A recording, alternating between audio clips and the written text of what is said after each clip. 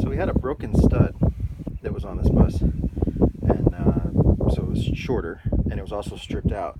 But what I didn't realize that they had done is somebody had actually glued this lug nut on.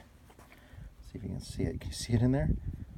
It's painted on the outside, but they actually use glue to hold the strip lug nut on. It won't torque at all. I mean, I put like probably 30 pounds. When I did, I put like 30 pounds of pressure on it and it would just spin. That's how stripped out it is.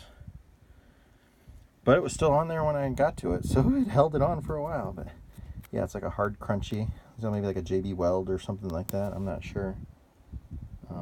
But it's hard. It's not like a silicone or something. Absolutely crazy though. I can't believe the shit that I see sometimes. Don't glue your stripped out lug nuts on. Replace the studs.